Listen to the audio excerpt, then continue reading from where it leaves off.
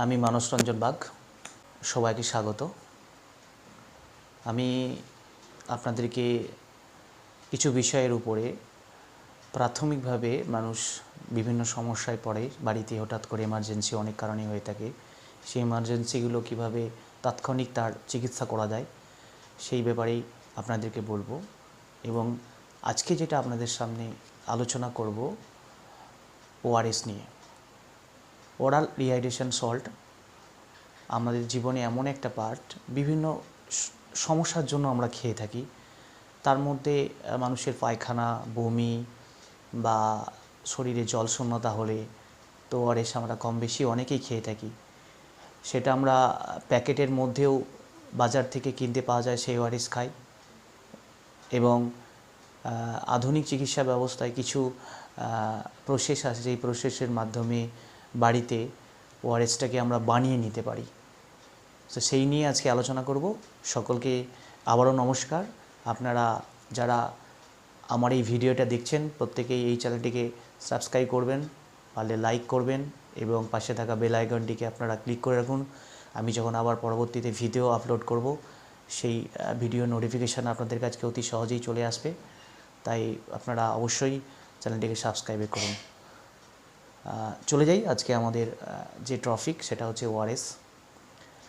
ওআরএসের যেটা আমরা প্যাকেটে দেখি, সেই ওআরএসের প্যাকেটের মধ্যে কি আছে। এই প্যাকেট ওআরএসের মধ্যে যেটা থাকে, সোডিয়াম ক্লোরাইড 2.6 গ্রাম, পটাশিয়াম ক্লোরাইড থাকে 1.5 গ্রাম, সোডিয়াম সাইট্রেট থাকে 2.9 গ্রাম এবং গ্লুকোজ থাকে 13.5 গ্রাম। এই পরিমাপটা আমরা কম বেশি সকলেই প্যাকেটের গায়ে লেখা থাকে এবং সেটা আমরা অনেকেই দেখি বা কেউ দেখে না। তো এই পরিমাপে এবং WHO রেকমেন্ড হিসাবে এই পরিমাপে এই ওআরএসটা আমাদের প্যাকেটের মধ্যে থাকে। তো এই পরিমাপটা আমরা ঠিক বাড়িতে বসে চিনি এবং লবণের মাধ্যমে আমরা এটাকে বানিয়ে নিয়ে একই রকম মলিকুলেশন হবে, সেটা আমরা খেতে পারি। সেটাই আজকে আপনাদেরকে আপনারা দেখতেই পাচ্ছেন, আমি এখন একটা স্ক্রিনেতে আপনাদেরকে ওআরএসের WHO রেকমেন্ডেড ওআরএসের একটা ছবি আপনাদেরকে দেখাচ্ছি।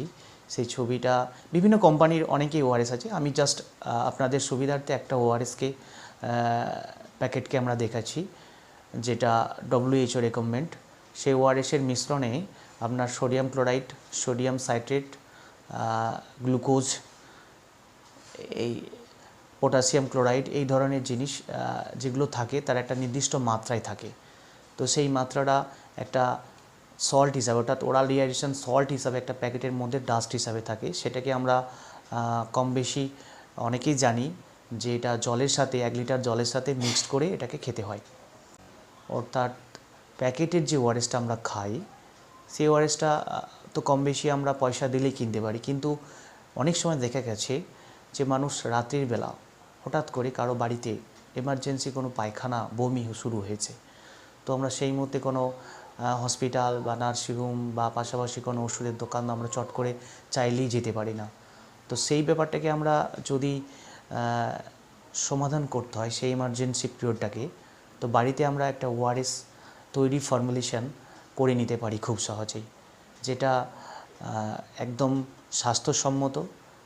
আমরা সেটাকে বানিয়ে খেলে একটা রুগীর, মুমূর্ষ রুগীর ডায়রিয়া বা ভমিটিং টেন্ডেন্সি যারা হচ্ছে, সেই ধরনের পেশেন্টের এক সময় হসপিটাল যাওয়ার আগেই বাড়িতে আমরা সেই সমস্যার সমাধান করি। ওআরএস কখন খাওয়া হবে সে তো বললাম, এবং কারা খাবে সেটাও বললাম।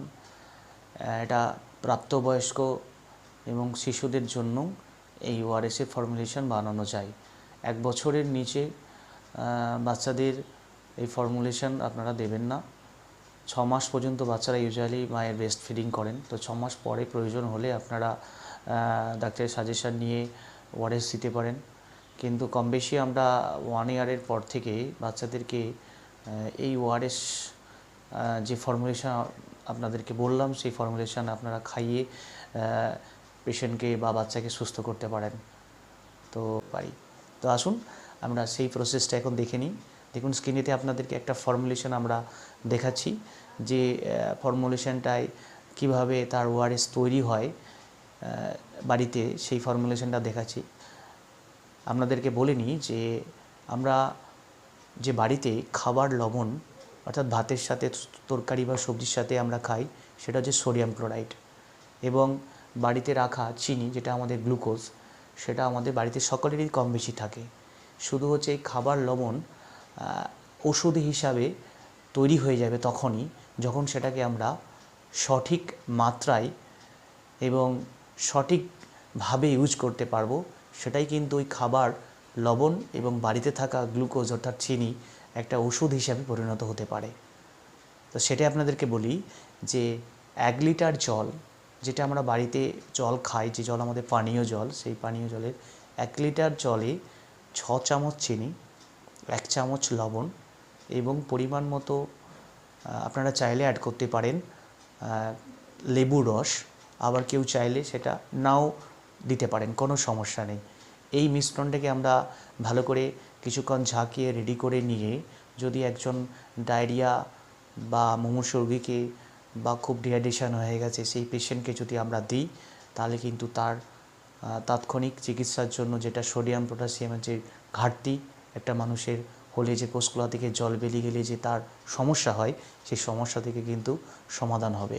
আমরা প্রত্যেকেই কম বেশি জানি, যখন আমাদের পায়খানা বমি হয় আমাদের পা হাত পা খুব যন্ত্রণা করে এবং গায়ে একটা হালকা টেম্পারেচার শুরু হয়। তো এই সমস্যাটা যখন কারো হবে, আপনারা প্রথমে এই সিমটমটা ভাববেন যে ওর শরীরে একটা জলের ঘাটতি হচ্ছে। সেই জলের ঘাটতিটা পূরণ করার জন্য ফার্স্ট কিন্তু আমাদেরকে ওআরএস দিতে হবে, সেটা প্যাকেটই হোক বা বাড়িতে আমি যে আপনাদেরকে এই প্রসেসটা বললাম সেই প্রসেসটাতে আপনারা রেডি করেও একটা পেশেন্টকে দিতে পারেন। আপনারা তো ওআরএসটা তৈরি করলেন, কিন্তু ওআরএসটাকে অ্যাকচুয়ালি কীভাবে কতক্ষণ পর্যন্ত তাকে প্রিজার্ভ করা যেতে পারে সেটা আপনাদের অবশ্যই জানা উচিত। আমরা যে বাজার থেকে প্যাকেটে ওআরএসটা নিয়ে আসি, সেই প্যাকেটের ওআরএসটাকে আমরা মোটামুটি অর্থে 10 থেকে 12 ঘন্টা রেখে খেতে পারি, কিন্তু যেটা আমরা বাড়িতে ওআরএসটা তৈরি করি মানে করব, সেই ওআরএসটাকে অবশ্যই আমরা চেষ্টা করব 6 থেকে 7 ঘন্টার মধ্যে খাওয়ার। তারপরে যদি সেটা থেকেও যায়, আপনারা দয়া করে ওটাকে খাওয়াবেন না, ওটাকে আপনারা ফেলে দিয়ে আবার নতুন করে ওআরএস রেডি করে খাবেন, এটাই আপনারা চেষ্টা করবেন।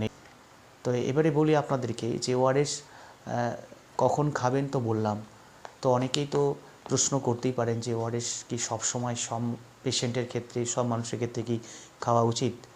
না, এটা অবশ্যই বলবো যে যে সমস্ত পেশেন্ট ডায়াবেটিস এবং যারা CKD patient, chronic kidney disease যাদের আছে, সেই সব পেশেন্টের ক্ষেত্রে ওআরএসের কিছু প্রিকশন থাকে, বা ডায়াবেটিস পেশেন্টের ক্ষেত্রে যেহেতু গ্লুকোজ আমাদের ওআরএসে থাকে, সেহেতু এটা ডায়াবেটিস পেশেন্টের গ্লুকোজ সব সময় নেওয়া যায় না।